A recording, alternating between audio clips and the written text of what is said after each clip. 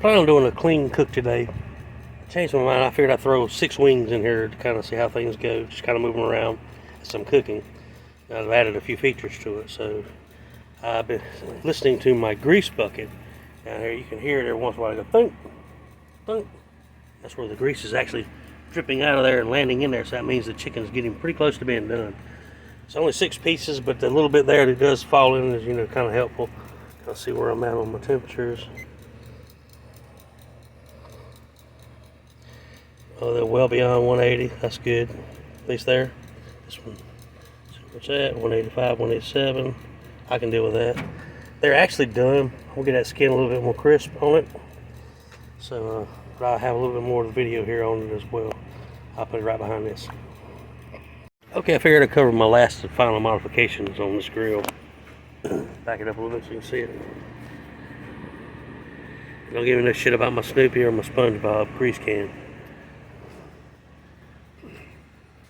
Inside we put baffles on here, which I've seen before. So right there, I got some blackened chicken in here right now. I'm trying to fool around to see where I can go with the heat, where I can't go with the heat. So far things are working out exactly like I want them. There's a tube in here. Get back to that in a minute, but there's the baffle. He goes up, over, and out that way. It doesn't come straight through anymore. Temperature is at 200. This one's a little bit lower at the moment. That will change quickly. On the inside of the box, on the firebox we did cover before, this has all the heavy gauge steel right here in it. It's completely, totally lined up with it there. Log around a little bit in the ashes there. Back going, there she goes. Add a little small piece in here.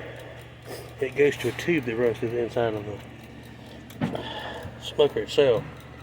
There's slits in them as it goes along. It only goes so far and stops right there. So the amount of heat that comes out of there on this side here, you'll be able to tell on this gauge here later. So we'll get into that. But how I control this here is that's the way it goes in through here. On this here is a pipe. So how it's cuffed right now is where it's not catching any heat at all. If you take and grab the wrench on this side here, just roll it over like so, like that. That changes everything. So it takes all that heat and sends it right down the line that side of that area there of the smoker. And it seems to work really well in controlling how much heat I want in the bottom versus the top. So it's kind of nice. You already get one set temperature in there now, but changing this gets you a little warmer on the bottom if you want to cook a little more on the bottom part, or you want to cook on the top. So this is kind of where I'm at with this here. But it's basically controlled by a little wrench here. Look at that, and it just kind of slides around on the inside of it, which is pretty cool.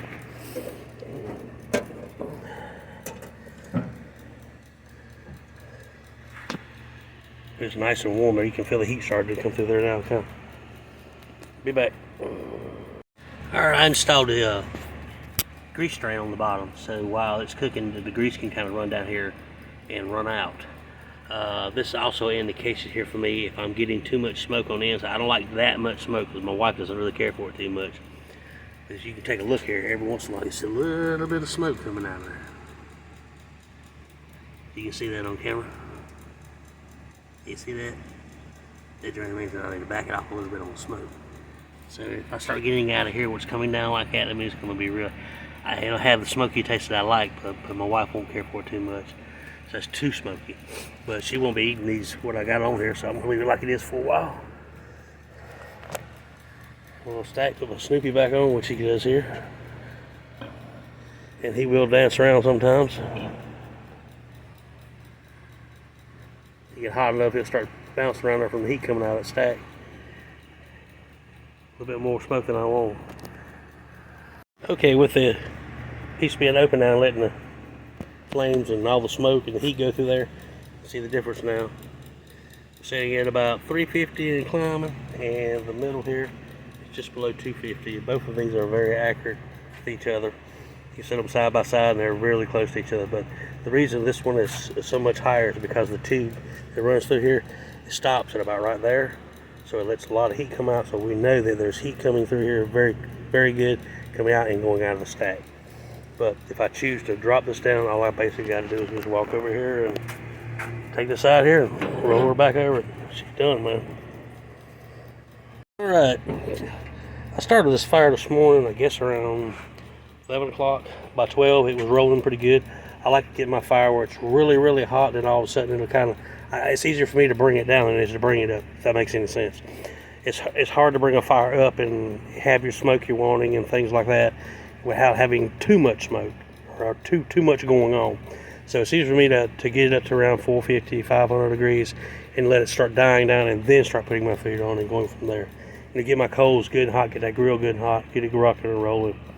But these have been on here, it's getting close to 3, so they've been on there for about 3 hours. Just 6 little wings, 3 hours.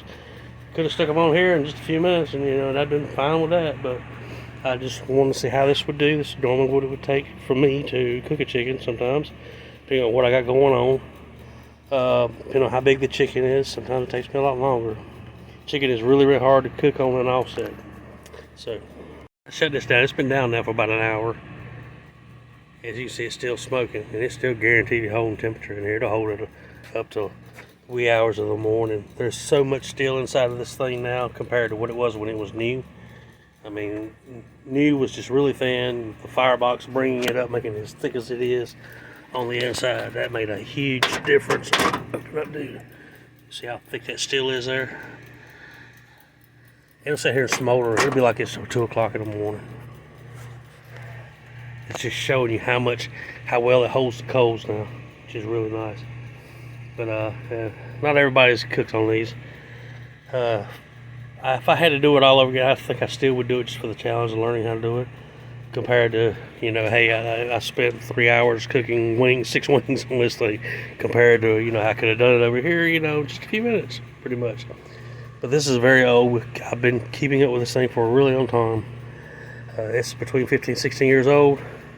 She's starting to rust out a little bit on the sides.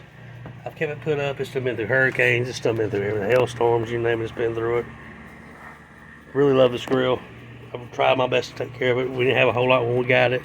It's just good enough to get it for me, so I'm taking care of it.